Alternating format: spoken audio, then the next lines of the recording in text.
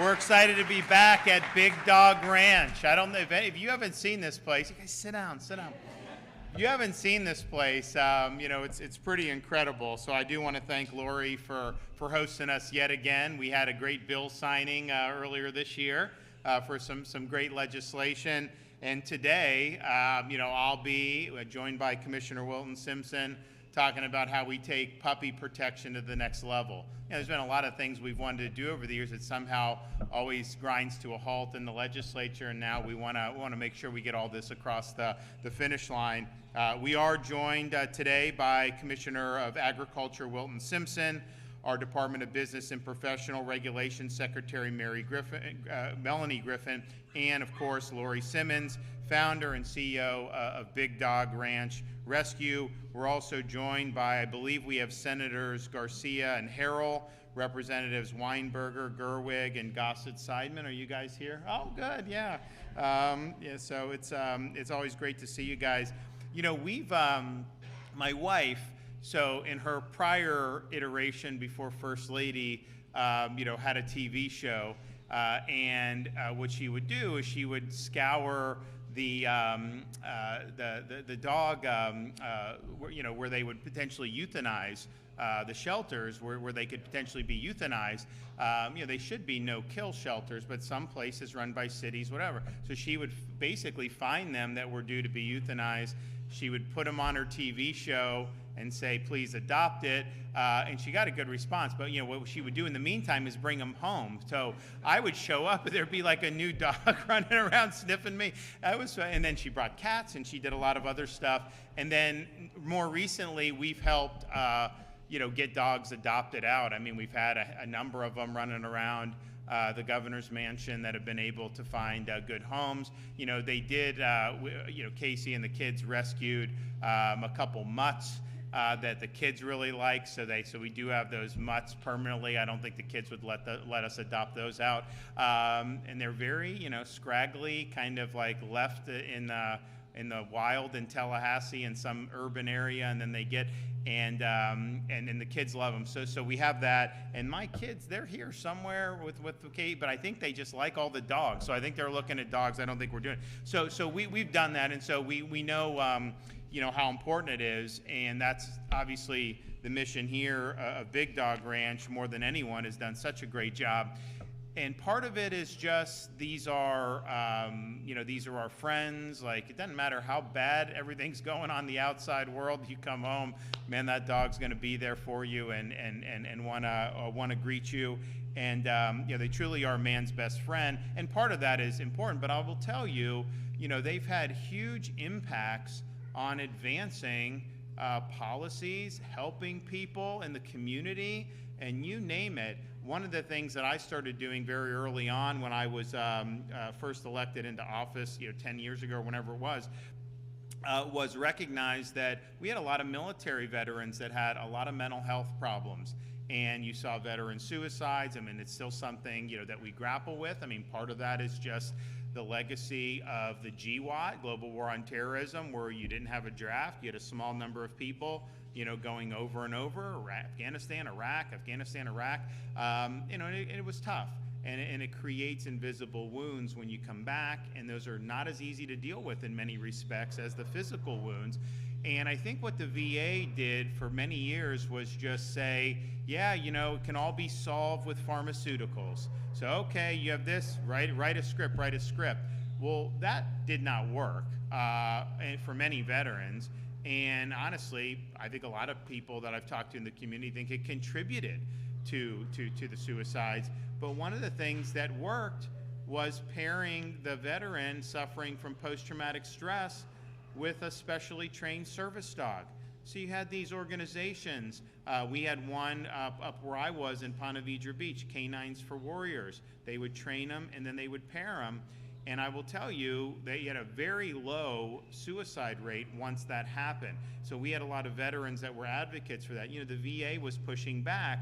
They didn't want to embrace it. Finally, legislation was passed forcing their hand where they had to do that, and it's had a very positive impact. We also, my first year in office, signed Senate Bill 388, to authorize emergency service vehicles to transport injured police canines to a veterinary clinic so that they can get the care they need to recover if there's no individual requiring medical attention. So EMTs and paramedics can now provide emergency medical care to an injured police canine at the scene of an emergency or while the canine is being transported. And so that obviously has helped save lives. We also signed Senate Bill 96 to increase the penalty from third-degree felony to second-degree for intentionally and knowingly causing great bodily harm, disability, or death to police, canines, or horses, fire canines, or search and rescue canines. Again, very appropriate to be able to do. You know, a lot of these law enforcement would not be able to do their jobs without these canines. Huge, huge force multiplier, definitely save lives. I mean, I remember being over in Iraq, you'd see these the handler come in with it, and you know, and they would have like training where you'd have like a big thing on your arm, and but man, they just say boom, and that dog boom, got it and just subdued. And so, you know, you're talking about a terrorist in a man dress or something. You get that canine on those guys, man, they freak out, and like you've neutralized the threat. They also go and sniff for IEDs and ferret out the explosives. So there's a whole bunch of things, and of course with narcotics here at home, they do that. We also signed HB 1047 to increase criminal penalties for harming, harassing, or willfully resisting an animal working with police officers, firefighters, or search and rescue. You know, when we say back the blue, we include our police canines. They do protect handlers. They do have unique skills that keeps all of us more safe. We've also fought tirelessly to protect animals and hold animal abusers accountable. Just this past year, I signed Trooper's Law and Dexter's Law. I think we signed them right here at Big Dog Ranch. So Trooper was left on the side of the road when Hurricane Milton was getting ready to come on shore in the west central Florida area. And the water was rising. The owner abandoned the dog. I don't know why you would abandon the dog on the side of the road like that in the middle of a hurricane, and so was saved by one of our highway patrol troopers, and obviously probably would not have survived had that not happened. Dexter's Law was passed after a dog was brutally killed just days after adoption. It's now a sentencing multiplier for anyone torturing, mutilating, or killing a dog. We also created an online database of those convicted of animal abuse so shelters know to not let these people adopt pets. I mean, honestly, that's something you want to know about, like a neighbor too. I mean, like, you know, if they're willing to do that to dogs, I mean, that's probably not somebody that you would be trustworthy on a lot of other things. So we've done a lot of really big things. I think we've been very forward thinking on all this stuff, you know, but throughout all this, you know, there have been concerns about, you know, some of these breeding practices, some of these puppy mills, you know, that are going on throughout the country, but including in the state of Florida. And now many breeders take care of their animals and treat them with dignity and respect. No doubt, there are some bad actors who keep these animals in inhumane conditions, and we want to put an end to that type of practice in the state of Florida. So we're proposing that in the upcoming legislative session next year, that the Florida legislature tackle new legislation, you know, to end these inhumane practices. We propose partnering with Commissioner Simpson and the Florida Department of Agriculture to develop best practices so that we have ethical dog breeding in the state of Florida. We also will seek the Florida Department of Business and Professional Regulation to license dog breeders and be able to hold them accountable for abusive conditions like cramming multiple dogs in small cages, limiting their access to water, overbreeding, or leaving them out and exposed to extreme elements. You know, Big Dog Ranch, they have all this place to play and run and everything like that, and like this is obviously kind of Shangri-La for dogs looking to be adopted. And so not everyone can do that, but obviously you gotta do enough. We will establish a hotline for individuals to call and report animal abuse by breeders to better crack down on bad actors. We also want to require pet stores to offer space to local shelters for adoption before they use space to sell dogs from the puppy mills. Now, most of the stores, brands, I think, do that now, but not all of them. Why would we not want to be focusing on helping find these dogs homes that are in a shelter? That should be the priority one for everything that we're doing with respect to dogs. We will also seek to protect consumers from predatory practices when it comes to purchasing dogs and increasing transparency to ensure people are not being roped in to usurious financial agreements. When families adopt or purchase a dog, we will ensure that veterinarians are providing an accurate bill of health, that there is accountability for what is signed off on with these medical statements. Shelters across the state face overcrowding, and being able to profile these animals at pet stores will help save them from being euthanized. Finally, we'll have additional legislation that provides for increased penalties for individuals who abuse or torture animals in front of a minor, which can very much scar the minor and potentially cause harm going forward for them. So I think a lot of people have been talking about a lot of the things that I just mentioned for a number of years. It always seems like the public supports it, and then some way it gets killed here, gets killed there, whatever. We want to make sure that we're able to get this done. I think it'll be good for Florida. I think it'll be good for everybody, but it'll particularly be good for man's best friend. So we're going to get the job done, and I want to thank everybody who has joined us in this effort. I know we've got a lot of great legislators who are very passionate about this project, and I know they'll be working very hard in both the House and the Senate to be able to do something very robust. And my hope is that we will be able to reconvene here at Big Dog Ranch and do 2 years in a row of really good bill signings to protect our dogs. Okay, Wilton.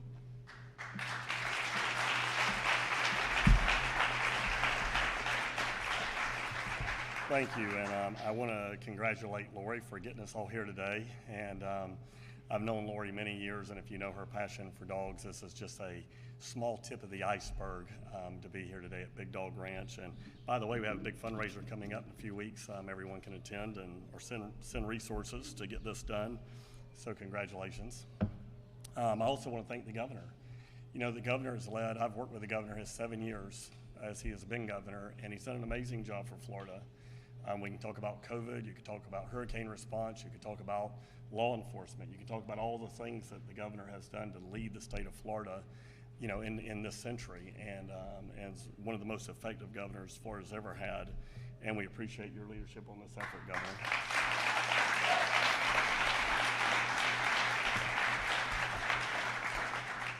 Today, we are here to create a transparent, consistent breeder registration system. Breeders should operate ethically, humanely, and responsible. To all of our pets, we all know our pets are our extended family members. I have to give my 3 grand dogs a shout out today, or I wouldn't be doing my job. They don't know I'm doing this, by the way, so this will be news in Dade City. But Pluto, Pongo, and Espen are all back in Dade City this morning in very nice homes. And you know, I would say very similar to this, but just 3 of them, not 800. You know, the department has had, the Department of Agriculture is home to our state veterinarian and the Division of Animal Industry. We have decades of experience with BMPs, best management practices. The department has just recently updated all 13 best management practice manuals, working with farmers, IFAS, and the University of Florida and others. BMPs have greatly reduced fertilizer use. They've greatly reduced, in some crops, 40 to 80% less water for the same crop or even more crop. So we're very, very proud of what best management practices does here in the state of Florida. Today, we're going to bring that same expertise in establishing best management practices for dog breeders, ensuring standards are science-based, practical, and enforceable.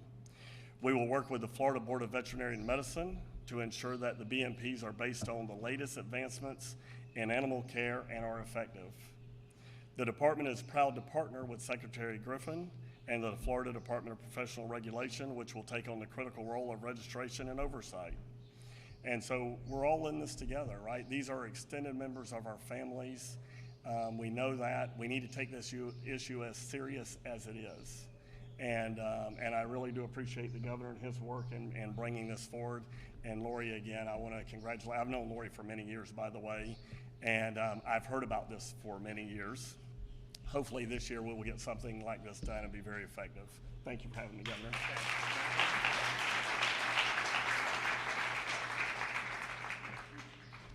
Good morning. Happy early Thanksgiving. I'm Melanie Griffin, and I've had the honor of serving as the Secretary of the Florida Department of Business and Professional Regulation for almost the past 4 years. I first want to express my gratitude to the Governor. Under your leadership, the department's mission has remained clear and consistent to protect Floridians and uphold common sense, transparent standards while cutting bureaucracy and red tape. Each day, our team works to license efficiently and regulate fairly, ensuring that trust, accountability, and safety is across Florida and at the forefront. Like so many of you, I am a proud pet owner. My son Maverick, who is on fall break, is here with me, and our 12-year-old golden lab, Molly, is absolutely our best friend. She is the highlight of our day and always cheers us up when we're having a sad moment or need a little love. We've been texting my husband this morning, threatening to Lori, take one of your dogs off your hands, so surprise, Mike, if that happens. But what we're really here to do is to discuss today that ensuring that when families do make that critical decision to bring home a pet, they can do so with confidence, knowing the animal is healthy, cared for, and not the victim of neglect or mistreatment. We are here to explore ways to strengthen safeguards so animals are protected before they're sold and consumers aren't forced with heartbreaking situations after the fact. The vast majority of breeders and sellers in Florida are responsible, compassionate, and professional, and they do the right thing. Our goal is to create a fair, level playing field, supporting these good actors while holding bad actors accountable as they should be. Through greater transparency, a focus on animal welfare, and consistent enforcement, we can make sure that every pet in Florida receives the love and care that they deserve.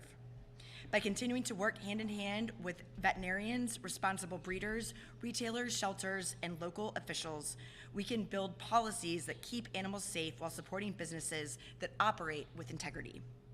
No one wants unnecessary red tape, but what we do want are clear, enforceable standards that prioritize safety, fairness, and welfare, fully aligned with the governor's results and his driven approach. The legislature represents a common sense solution that protects families, supports responsible businesses, and strengthens animal welfare across our state. We are thankful for the governor's leadership and partnership, and of course that of Commissioner Simpson's in this legislation, and we look forward to continuing our work with all of you and the legislature to deliver meaningful, lasting policies this session. Thank you.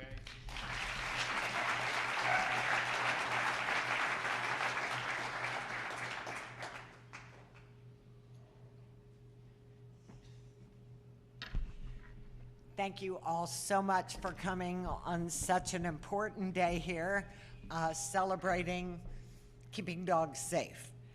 We're so honored to have Governor Ron DeSantis here again and First Lady Casey DeSantis and the kids. I think they're out scouring the ranch for more dogs to take home. Your presence here means so much, not only for all of us who work every day to save dogs, but to the thousands of animals in Florida who cannot speak for themselves. Today's about action, compassion, and accountability. For 3 years, we've been working tirelessly to advance legislation that will hold bad breeders accountable, to end the cruelty, the neglect, and the inhumane treatment of dogs suffering in the hands of irresponsible and unethical breeding operations. Here at Big Dog Ranch Rescue, we see the consequences of that cruelty every single day. We see the mothers who've been bred over and over again until their bodies are so broken they can barely walk. We see the puppies who arrive so sick that many don't survive because their breeders wouldn't spend a single dollar to get them proper vet care. We see dogs so traumatized from living their entire lives in cages that they lose their hair from stress. Others like Ray, that's back there in a pen, with eye ulcers and chemical burns because they were left inside their cages when pressure washers were sprayed to clean, causing severe injuries. This is not rare. This is not exaggerated. This is what we fight against daily because of bad actors in the breeding industry. And this is why this bill matters so deeply. Let me be clear, we are not against good breeders. We value and respect ethical breeders who care for their dogs, maintain proper standards, and preserve purebred lines with love and responsibility. What we stand firmly against are the bad actors, the backyard breeders and puppy mills who treat dogs as products for profit instead of living, breathing beings. This legislation will finally set standards of care and accountability for breeders across the state of Florida, something we've been fighting for years to achieve. It will make a life-changing difference for dogs suffering right now in horrible living conditions, save the lives of thousands of helpless dogs and puppies. We're deeply grateful to Governor Ron DeSantis for standing with us to protect the helpless, defend the voiceless, and to help us end the suffering and abuse of man and woman's best friend. His support for this bill will finally break the cycle of cruelty these dogs have endured and ensure they are never forgotten or unprotected again. I also want to take a moment to recognize and thank the state officials here with us today who have been unwavering advocates for animals and instrumental in making this legislation possible. Representative Meg Weinberger, stand up. Senator Ileana Garcia. These two are both sponsoring this bill, thank you. Representative Linda Cheney. Linda isn't here, she didn't make it. Danny Burgess, didn't make it, okay. Commissioner Melanie Griffin, Secretary Melanie Griffin. Commissioner of Agriculture Wilton Simpson. Representative Ann Gerwig. And Thomas Leake, who's also a proponent, was not able to make it today. But we have many of House of Representatives and senators that are behind animals, and hopefully we can really get this through the finish line. Thank you all for being champions for animal welfare in our state to end suffering and stop abuse. Thank you, Governor and First Lady, for standing with us today. Recognition of your unwavering support and commitment to protecting dogs. Thank you.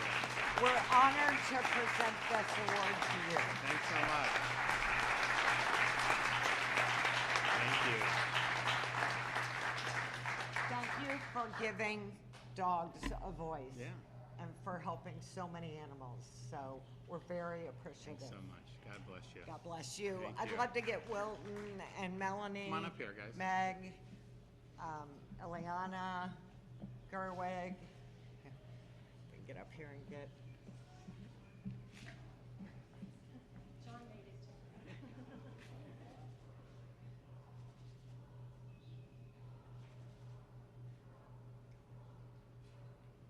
All right. Congrats. Okay. Thank you. You want to put it back in the box? What's that? Oh, yeah. I wish you could have done it better. Give it to you. Thanks. Well, I'll put that my office right next to the Winston Churchill bust. I got a few years. I don't remember when, but it's a cool bust. So I want to thank everybody for being. It seems like you've got a lot of heavy hitter legislative support. She always gets good. I don't know how she does. She always gets stuff that people care about, and she gets it across the finish line in the Senate. So hopefully you'll be able to get that done again today. And yeah, look, I think this has been a long time coming. You and I had this conversation after the bill signing last year about I said, well, we'll do it. And then so, we follow through. Now, if somebody wants to get a dog here, how do they go? How do they go about doing it if someone's watching right now? Apply online. BigDogRanch.com. No, BigDogRanchRescue.org. And do they? Or BDRR.org. Cover your bases. And if they go on there, do you have like profiles of the dogs that are available? So, or how does it work? All of our dogs are on the website. Oh, good. They're ready to go, and we have, between here and Alabama, we have over 1,600 dogs here right now. They all need homes for the holidays. Says they have 1,600. So if someone is in like Palm Beach County and they want, and you have one in Alabama, you'll transport it here for them to pick up. Take a dog anywhere it needs to go Okay. to. Okay, so they'll do that. So if you're interested, this is, I mean, honestly, just to see this place is like worth a field trip. I don't think they don't really have anything like this anywhere else that I've seen. And, you know, my kids and my wife didn't make it to the prep because like they saw these dogs everywhere, and so they just got sidetracked, and my kids are playing with them all. But if you go online, you can figure out what you want and then come and get it, and you know, that'd be really, really good. And we've you know, like I said, we've helped profile some folks, some dogs, and they get adopted pretty quickly when we put it out on our social site. So if you need me to profile any, we're happy to help again on that. I think it's important for everybody to be able to do it. But yeah, so BDRR.org or BigDogRanchRescue.org. Go there. Hopefully you can make a dog nice and happy for the holidays. Okay, did anyone have any questions back there? Yes, ma'am. Ultimately, would the state want all breeders to have a license for certification? Yeah, I think, we want to have a licensing.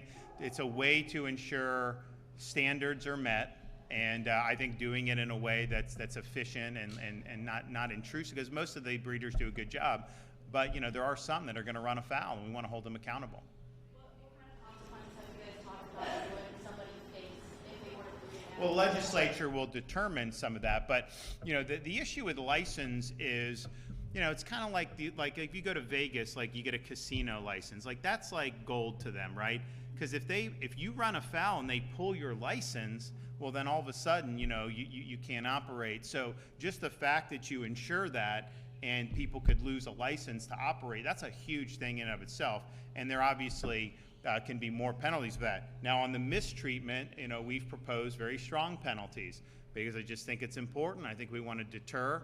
And I'll tell you, I've not seen anybody complain when somebody that's cruel to the dogs gets the book thrown at them. I mean, I just, you know, sometimes there's certain crimes, you know, in life where some people are like, well, that may be too harsh for this. I've never heard that with this because I just think it's totally inappropriate and unacceptable to be doing it.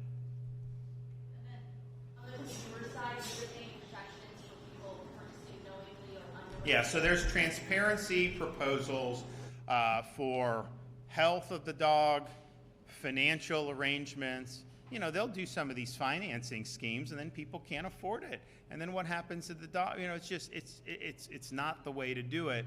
Now, if you come to Big Dog Ranch or you go to your local animal shelter, you won't have to finance, right? I mean, because like the goal is to get them adopted. They're not trying to, you know, to make a fortune off it. They're trying to just help the dogs. And that's why I know people that are involved with dogs always recommend that you do check with your local shelter. You know, there's a lot of good. Now look, the ones that my kids like that they would not let us adopt out when we rescued them, they're mutts. Like they're probably like super mutts, right? Like I don't know how many different things. And it's fine, it's fun. But you know, some people want, you know, they want a French bulldog or they want this or that. But you know, you have a lot of Frenchies here, and you have pretty much every breed that could be imaginable here. So it's able to get done, and hopefully more and more people will be able to do that. So, all right. So the mission is, you legislators, churn this out, and then we'll set a date to come back here. And you know, whenever April, May, June, whenever this stuff all comes to a landing, and then we'll do an even bigger celebration to be able to size. So you agree to host it? Absolutely. Okay, we'll get it done. We'll see you guys.